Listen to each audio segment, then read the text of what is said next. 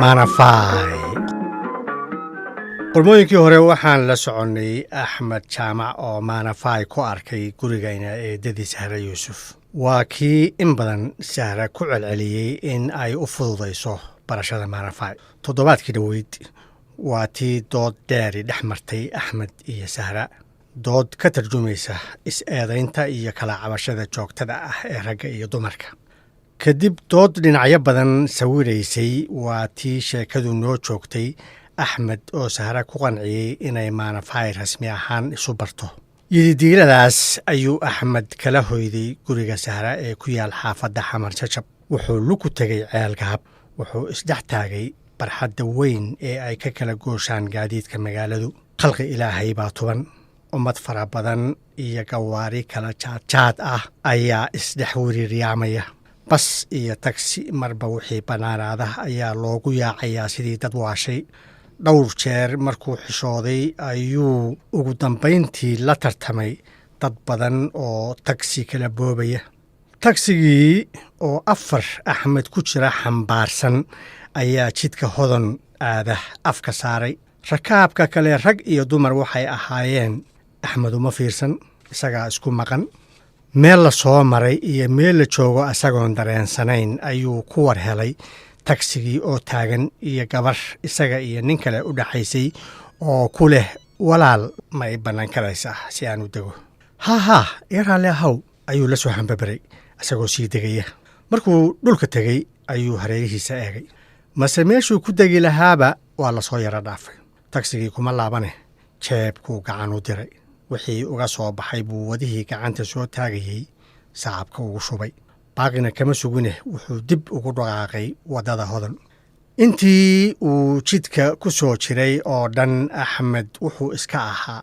jooga maqan markuu sahre ka soo dhaqaaqay bay xasuustiisu ku furfurtay filimo ay hore u duubtay filimba filim buu u dhiibay ugu horrayn waxaa hor timid saalootadii sahre yuusuf iyo maanafay oo hortiisa u fadhida hab uu ku jiro xishood laga badbadiyey talow maxay iiga baqaysay ma bahal baan ula ekaaday ayuu ku walaacay wuxuu dib u shaandheeyey erayadii uu kula hadlay qaarkood ma jeclaysan iminka unbay u muuqdaan erayadii ku habboonaa waa inaan sahre la qorsheeyaa farsamadii ay mar kale maana gurigeeda ku keeni lahayd waa inaan dhisnaa filin cajiib ah walaashay waan ku kalsoonahay laakiinse caawa aad bay ii dhibtay waxay ii xujaynaysay sidii ay tahay gabadha walaasheed waxaa ka muuqday umal iyo colaad ay ka aamin baxsan tahay wax rag la yidhaahdo gebi ahaanba talow gabadhayadii maxaa ku beeray waxaan oo cara iyo colaada malaha waxay cuqdad ka qaatay ninkii ku xumaaday kadibna ay dantu ku khasabtay inay ka cararto mise talow waxaa runa wixii aan kula kaftamayey malaha yartu waxay ka mid noqotay ururada dhadig dhowrka ee ay dhowaan dabayshoodu naga soo gashay xagga galbeedka qofta aniga ay eedaynaysa talow maxay samayn lahayd hadday arki lahayd saaxiibkay kulmiye malaha way muraaro dilaaci lahayd hadday dhegaysan lahayd erayada uu igula hadlo hadday goobjoog u noqon lahayd muranka had iyo jeer naga dhex qarxa marka uu weerarka ku qaadayo dumarka iyo guurka anna aan difaaca kala hortegayo kulmiye waa inan ay axmed saaxiib yihiin hase yeeshee ku kala duwan yihiin xagga fekerka iyo habdhaqankaba axmed inkastoo uu dhaliilo leeyahay qaladaad badanna uu galo waa inan ku dadaala wixii wanaagsan ma jecla inuu dadka dhibo ama khiyaaneeyo dhaliilaha uu leeyahay waxaa ka mid ah isla weyni iyo nafjeclaysi aad u badan waxaa kaloo ka mid ah horujeednimo uu mararka qaarkood jar ka dhaco kulmiye wuxuu uga duwan yahay waa nin wax aaminsan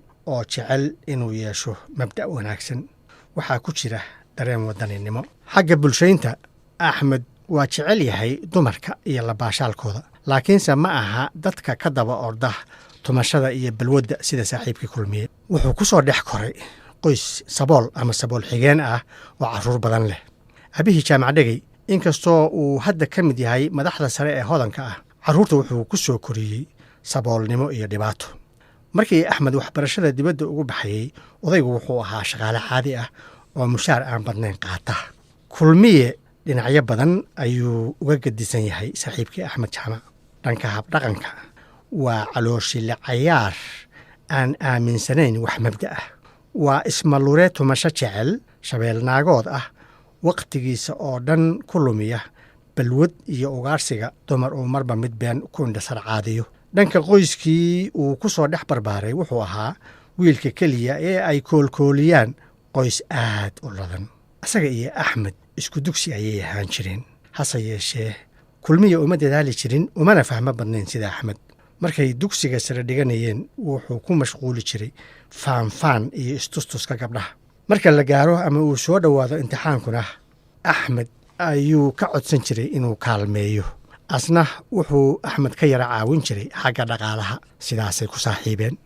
wakhtiyo aan kala fogeyn ayaa labadoodaba waxbarasho dibadda loogu diray. kulmiye sannado kooban ayuu ku maqnaa dugsi farsamo oo ku yaal dalka talyaaniga. deeq waxbarasho oo dowladda talyaanigu bixisay ayaa waxaa u musuq maasuqay aabbihiis oo berigaas ahaa mudane baarlamaanka ku jira.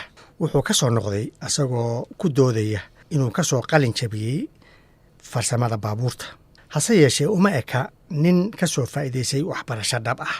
isagoo 2 sano joogay mushaar fiicanna ku shaqeeya ayuu axmed soo laabtay.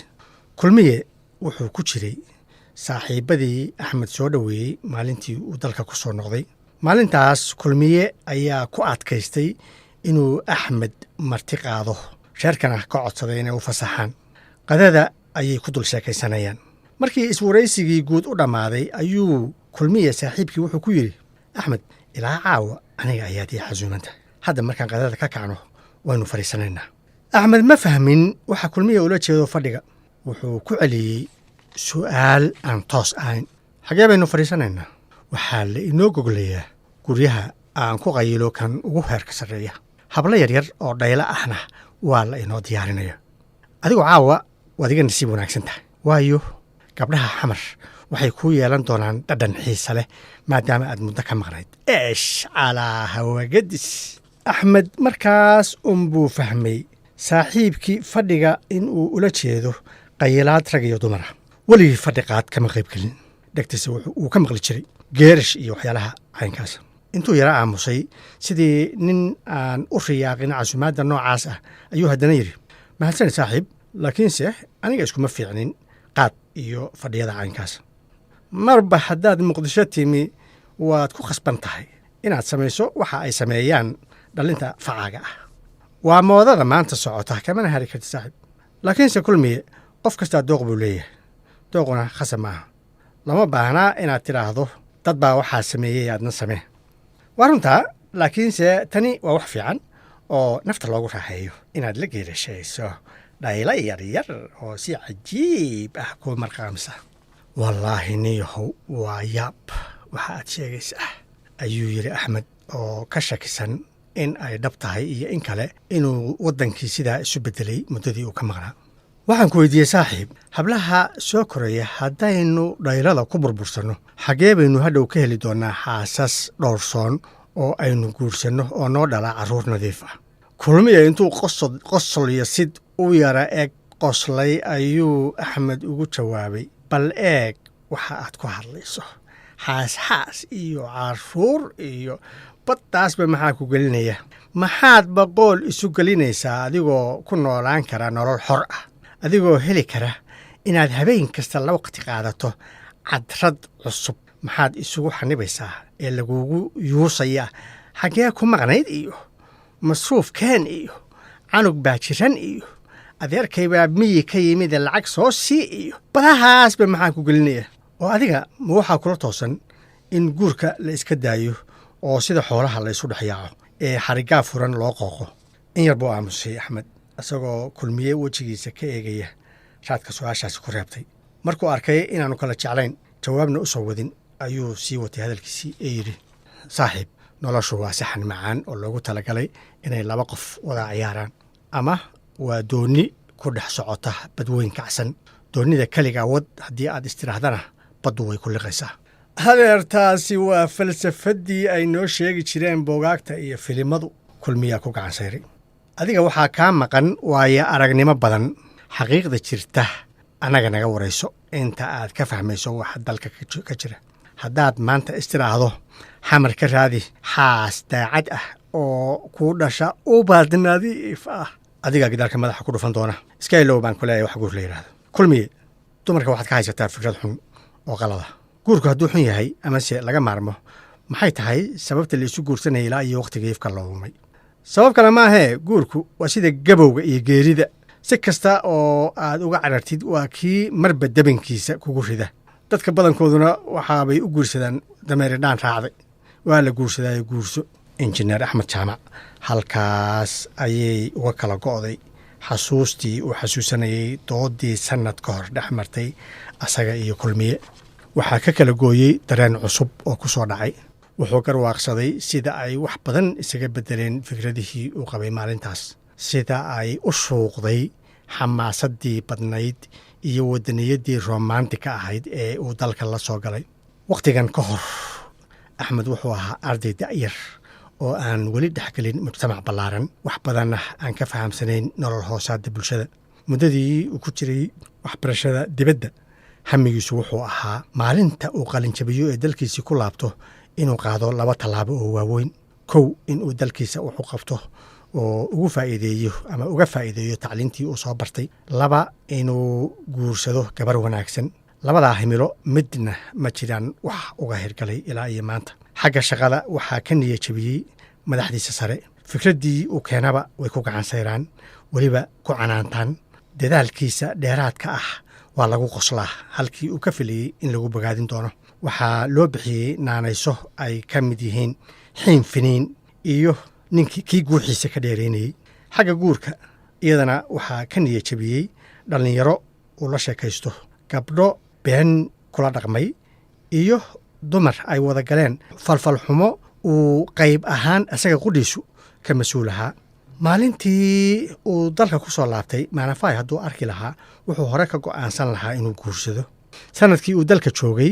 waxyaalihii uu la kulmay iyo waayo aragnimadii uu kororsaday ayaa waxay geliyeen taxadar badan ha yeeshee si aan caadi ahayn ayay haddana u maanqaaday quruxda maanafay iyo qaabkeeda dhadignimo ilaa markii uu indhaha saaray maskaxdiisa way ka bixi la'dahay waa sababta uu caawa sariirta ugu gadgadoomayo welina u gamila'yahay saacaddii oo sii dhaafaysa saqdi dhexe habeenimo